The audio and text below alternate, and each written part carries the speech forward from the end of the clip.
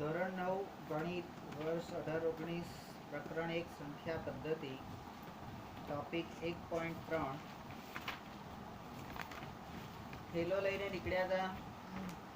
પ્રાકૃતિક સંખ્યા નાખી, પૂર્ણ સંખ્યા નાખી, પૂર્ણાંક સંખ્યા નાખી, સમય સંખ્યા નાખી, અસમય સંખ્યા નાખી અને આ બધી સંખ્યાઓનો જે ગણ થયો એ બધાને શું કીધું આપણે?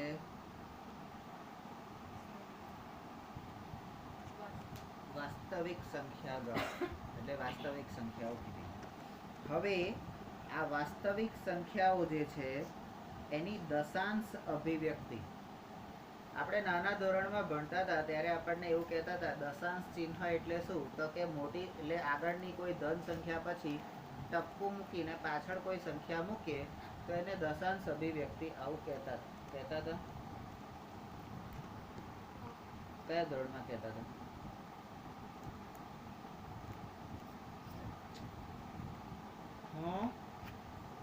છેક સાતમામાં. સાતમામાં કયા ધોરણમાં કહેતા હતા?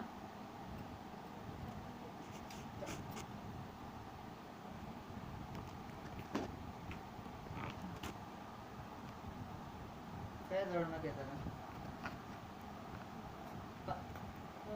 પાંચમામાં. પાંચમા સુધી શું કરતા હતા?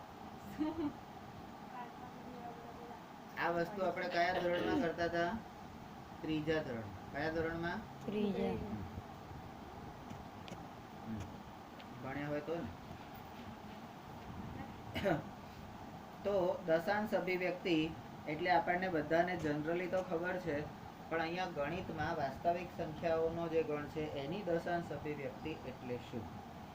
તો કે આ વિભાગમાં એક જુદા પ્રકારના દ્રષ્ટિકોણથી, બરાબર, અત્યાર સુધી તમે જે ટપકું કરીને કરતા હતા એવું નહીં, એક જુદા પ્રકારના દ્રષ્ટિકોણથી. એટલે પહેલા તમે નાના હતા ત્યાં સુધી ટપકા કરતા હતા, ચાલે. હવે તમારે ટપકા નથી કરવાના.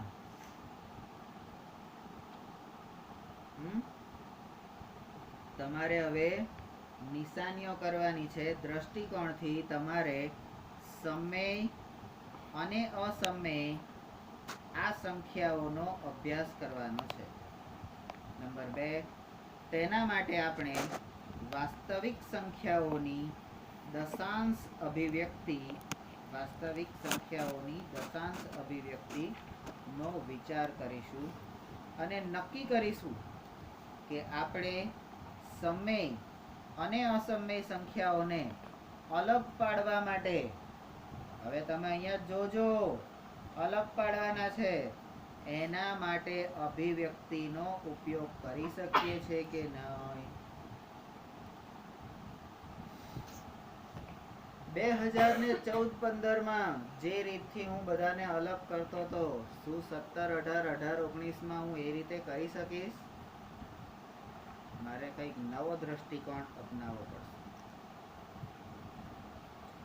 હેતુ તો એક, એટલે લક્ષ્ય એક જ છે, અલગ કરવાના, પણ કેવી રીતે? તો જુદો દ્રષ્ટિકોણ, બરાબર. અભિવ્યક્તિ જુદી જુદી હોય. મારે મારી મમ્મી પાસેથી 10 રૂપિયા જોઈએ છે.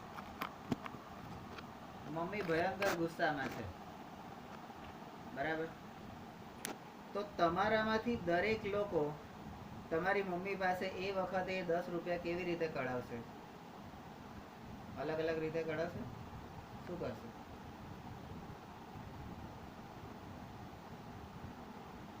કેવી રીતે માંગીશ તારી મમ્મી પાસે 10 રૂપિયા? એટલે શાંતિથી, એટલે એને તું શું પહેલા એ જે તારે 10 રૂપિયા માંગવાના છે એના પહેલા તું તાર મમ્મીની આગળ એવું કયું વાતાવરણ ઊભું કરીશ, એવી કઈ રીતના હાવભાવ તારા હશે કે જેથી તું જે કહીશ એમાં તારી મમ્મી એ ગુસ્સામાંથી ઓછી થઈને તારું કામ કરે, એ અભિવ્યક્તિ કઈ? કારણ કે એ વખતે આપણે આપણી મમ્મી સામે મસ્ત નાટક કરીએ, બધા જ લોકો કરે. શું કરે?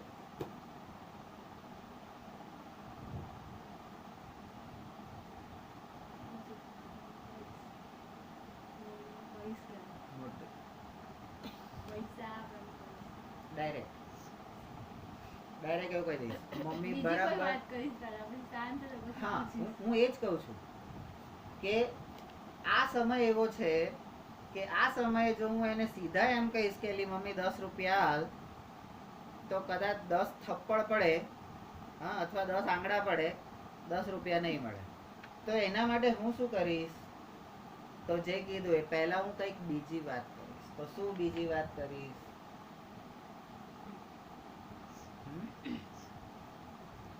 એ બીજી વાત એવી હશે કે જે મમ્મીને ગમતી હશે, જે હું ક્યારેય નથી કરતો એવી કંઈક વસ્તુ કરીશ. હા, કોઈ દિવસ ઘરે કચરો ના વાળતા હોય ને એ દિવસે એમ કે મમ્મી હું જરી કચરો વાળી કાઢું.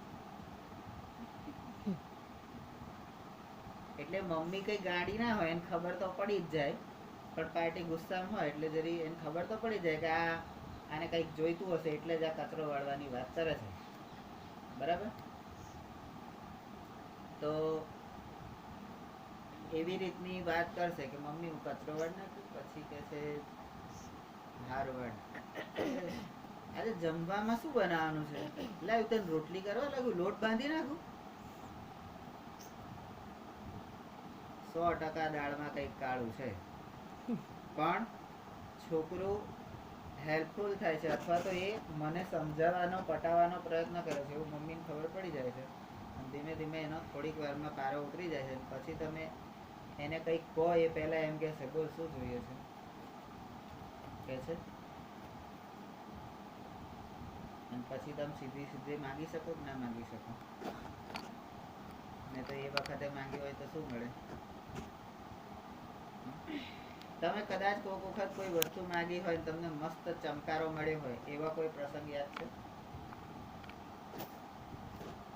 તમે માગ્યું હોય ને માગેલું મળે નહીં, તો મસ્ત સટાકો પડે, એવું કઈ યાદ છે?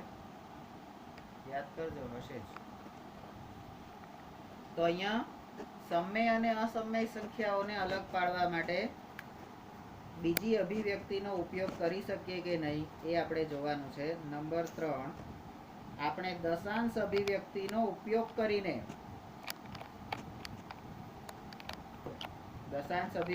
ઉપયોગ કરીને વાસ્તવિક સંખ્યાઓને સંખ્યા રેખા પર કેવી રીતે દર્શાવી શકીએ એનો પણ અભ્યાસ કરવાનો છે. એટલે પહેલા તો અહીંયા 2 ઉપયોગ કરવાના છે. તો શું? તો કે સમય અને અસમય સંખ્યાઓને દશાંશ અભિવ્યક્તિથી અલગ પાડી શકીએ છે કે નહીં, છૂટી પાડી શકીએ છે કે નહીં. અને બીજું, કારણ કે આપણે કોઈ પણ સંખ્યાનું છેલ્લે તો શું કરવાનું છે? છેલ્લે શું કરવાનું છે? તો કે સંખ્યા રેખા પર નિરૂપણ કરવાનું છે. તો એ કરી શકીએ કે નહીં એ વસ્તુ અહીંયા આગળ જોવાની છે. બરાબર? નંબર 4, આપણે સમય સંખ્યાઓથી વધારે પરિચિત હોવાથી આપણી ચર્ચા એવી સંખ્યાઓથી જ શરૂ કરીશું જેને આપણે ઓળખતા હોય, જેને જાણતા હોય, ત્યાંથી જ આપણે શરૂઆત કરીએ. તમને નાગાલેન્ડનો ફાળો ઉઘરાવવાનું કીધું હોય તો તમે સૌથી પહેલા કોના ઘેર જાઓ? તમારા આડોશ પાડોશમાં જે ઘરમાં તમારું સૌથી વધારે ચાલતું હોય અથવા તો ઓળખાણ હોય એવા જ ઘેર જાઓ ને, કે જ્યાં કોઈ ઓળખતું જ ના હોય એવા ઘેર પહેલા જાઓ. શું કરો? ઓળખતું ના હોય એવા ઘેર જાઓ ને. હા, બરાબર. તો આપણે જેનાથી પરિચિત છે એનાથી આપણે શરૂઆત કરવાની છે. બરાબર? નંબર 5, અહીંયા એના 3 ઉદાહરણો આપેલા છે. 3 ઉદાહરણો એટલે અહીંયા એ 3 ઉદાહરણો કયા છે? તો એક પહેલું છે 10/3, બીજું છે 7/8 અને ત્રીજું છે 1/7. આ 3 જે વસ્તુ છે એ અહીંયા આગળ આપણે જોવાની છે. અને એના ભાગફળનો વિચાર કરીએ. આના ભાગફળ તમે એને ભાગાકાર કરો તો શું થાય એનો વિચાર કરીએ તો આપણે તેમાં કોઈ ચોક્કસ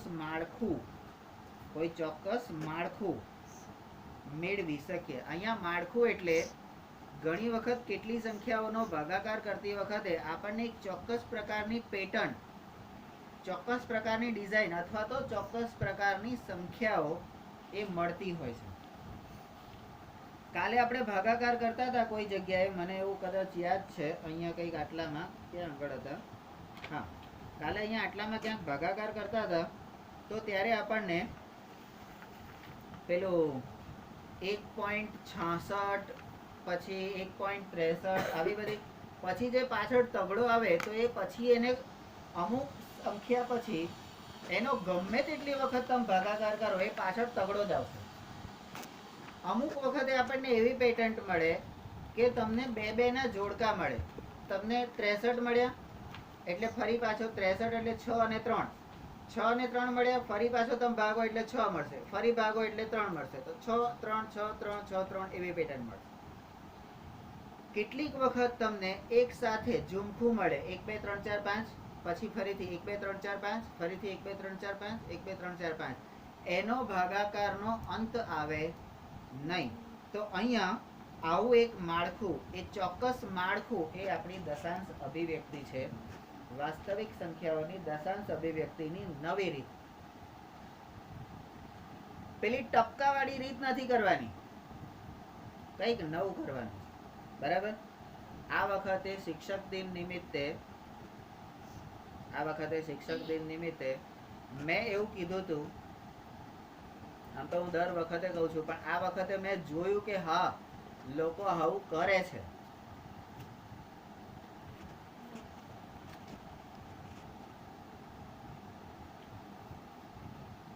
તો તમને પોતાને પણ ભણનારા અને ભણાવનારા બંનેને મજા આવે કે સાલું કંઈક નવું શીખ્યા. બાકી તો એનું એ લસકા પટ્ટું ઘસડકા પટ્ટું તો પછી મજા આવે નહીં ને, બરાબર. તમે રોજ માથું ઓળો છો અને આજે તમે માથું ઓળ્યું તો કંઈક નવું થયું ને.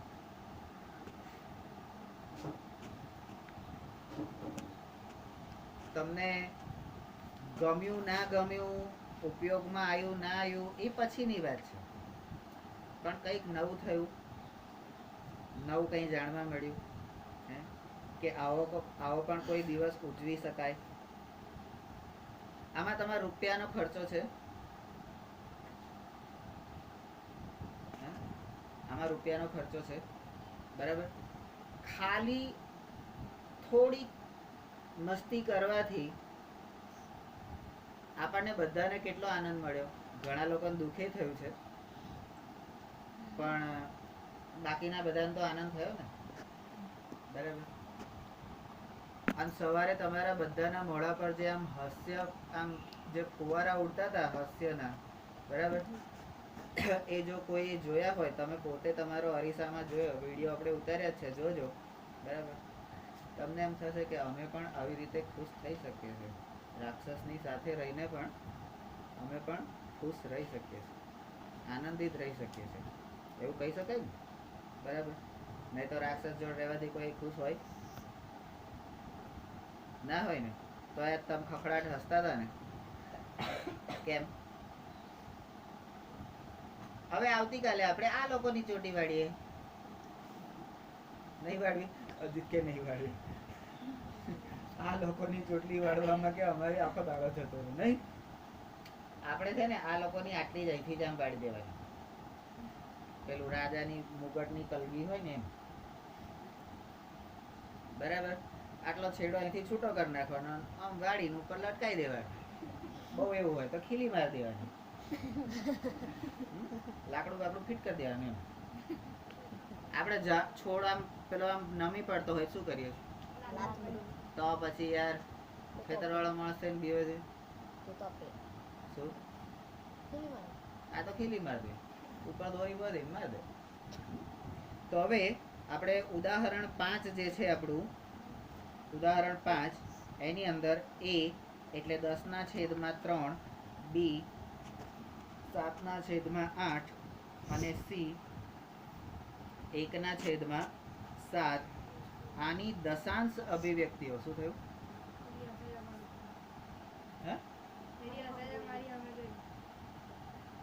આપણે આપણું ધ્યાન અને આપણું લક્ષ્ય એ ક્યાં હોવું જોઈએ?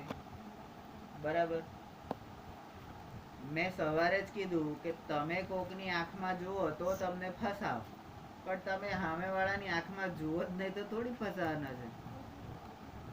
મારે જેમ ચશ્મા પહેર રાખવા, અથવા આપણું ધ્યાન ક્યાં હોવું જોઈએ? અંદર. અને અંદરથી જ્યારે સમજાવતા હોય ત્યારે મારું ધ્યાન ક્યાં હોવું જોઈએ? તો મારી બાજુ. હું શું કરવા કલ્પનાની બાજુ જોઉં તો પ્રોબ્લેમ થાય? વાત સાચી ખોટી? ચલો ઉકેલ. ઉકેલમાં તમારો એ દાખલા નંબર એ એટલે 10/3 છે એનો તમે ભાગાકાર કરો છો. બરાબર? તમે જરી ધ્યાનથી જુઓ. આપણે જે રીતે નાનપણથી ભાગાકાર કરતા આવ્યા છે એ જ રીતના ભાગાકાર છે. બરાબર? તો 3 તરી 9. બરાબર? 3 તરી 9 માઇનસ બાદ બાકી કરતા તમને 1 મળે. પછી દશાંશ ચિહ્ન મૂકી અને તમે ઉપરથી ઉતારી શૂન્ય. આ રીતે તમે ભાગાકાર કરો છો. બરાબર? હવે ફરી તો કે 3 તરી 9, ફરી 1 વધ્યો, ઉપરથી ઉતારી શૂન્ય, ફરી 3 તરી 9. બરાબર? ઉપરથી ઉતારી શૂન્ય, ફરી 3 તરી 9. તો દરેક વખતે હવે શેષ એટલે હવે આપણને અહીંયા ઉપર એક પેટર્ન મળશે. અહીંયા એક પેટર્ન મળશે કે 3.3333333.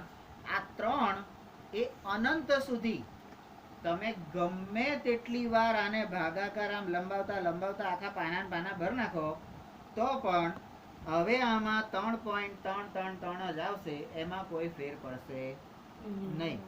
તો અહીં આગળ દરેક વખતે તમને શેષ એક જ મળે છે. એક સરખી પેટર્ન મળે છે. અને જ્યાં ભાજક છે એ 3 છે. ભાજપ નહીં હો, ભાજપ એટલે જેના દ્વારા ભાગવાનો છે એને. બરાબર? તો હવે અહીં આગળ બીજો દાખલો તમે જુઓ તો 7/8 છે.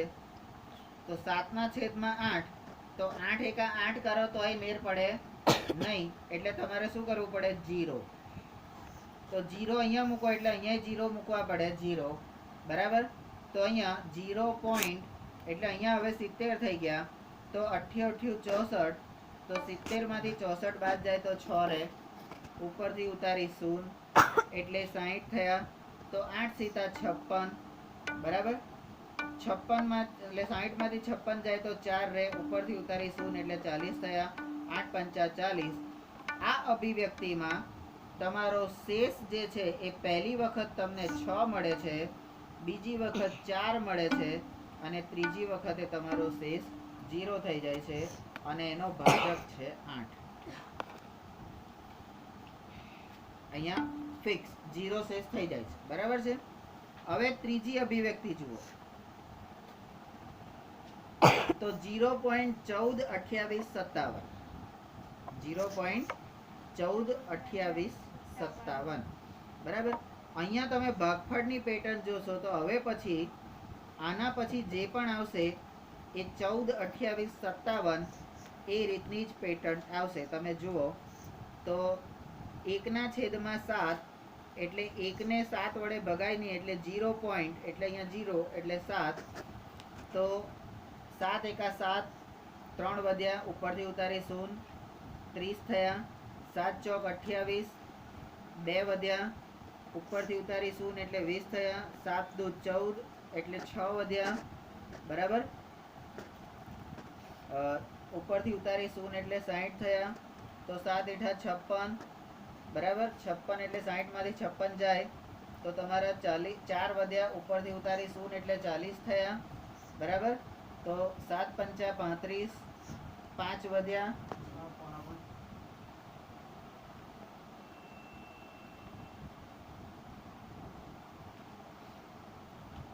ઉપરથી ઉતારી શૂન્ય તો 50 થયા. 7 7 49. હવે 7 7 49, 7 સીધા 49 તો 50 માંથી 49 જાય તો 1 રહેશે.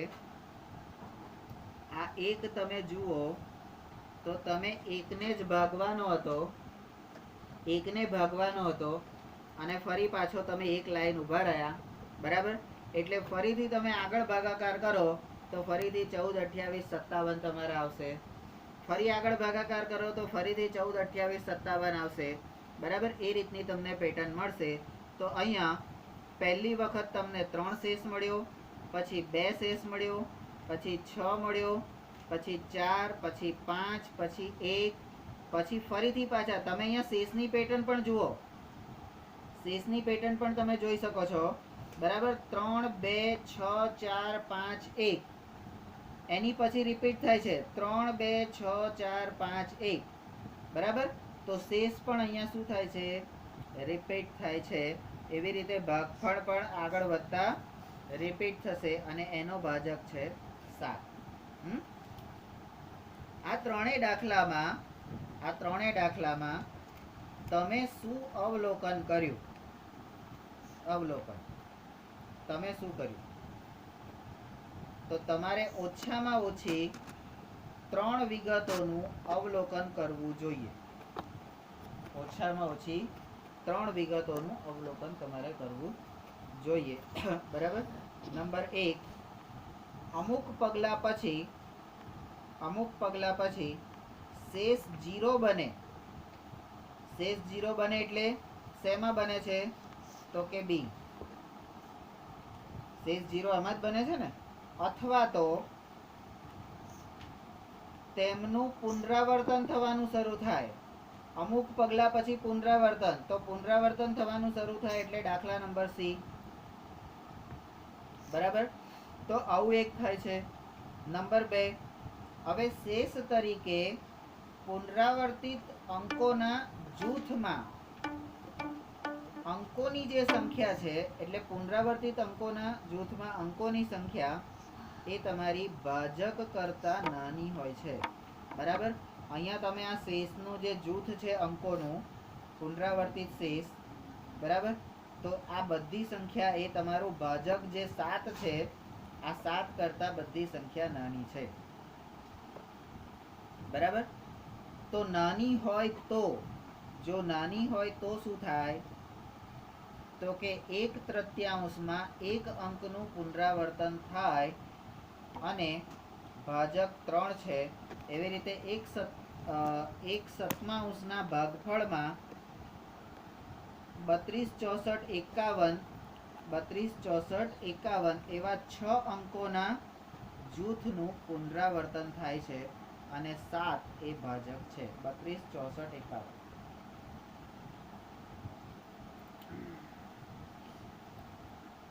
બરાબર, અહીંયા આ 1/3 એટલે 10/3 કહેવાય?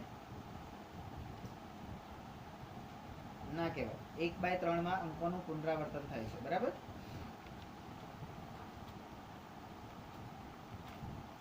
અહીંયા હું 1/3 ને હું અહીંયા 10/3 કરું છું, કારણ કે 3.33 એની અંદર એક જ અંકનું પુનરાવર્તન થાય છે. એ એક જ અંક કયો? એટલે 3. બરાબર, અને 1/7 એટલે એની અંદર, એટલે આ તમારો સી છે અને આ છે તમારો એ. બરાબર, ચલો ત્રીજો, જો શેષ પુનરાવર્તિત હોય, તમારો જે શેષ છે એ પુનરાવર્તિત હોય, તો ભાગફળમાં જે અંક મળે અથવા તો અંકોના જૂથનું પુનરાવર્તન થાય છે. 1/3 ભાગફળમાં 3નું પુનરાવર્તન થાય છે. હવે 1/3 ભાગફળ હોય, 1/3, તો એનું ભાગફળ કેવું આવે? અહીંયા માનો કે હું આ 1/3 ભાગફળ કરું છું, તો 1 અને 3, તો 0 પોઈન્ટ એટલે 0, તો અહીંયા 3 તરી 9. હા, 1 ફરીથી ઉપરથી ઉતારીશું તો 3, તો અહીંયા 1/3 શું આવશે? તો કે 0.333333 એવી રીતે આવશે. બરાબર, તો એનું પુનરાવર્તન થાય છે. અને 1/7 ભાગફળનું પુનરાવર્તન એટલે કે 14, 28, 57 તમારું જે ઉપર ભાગફળ છે 14, 28, 57 એના અંકોનું પુનરાવર્તન થાય છે. બરાબર.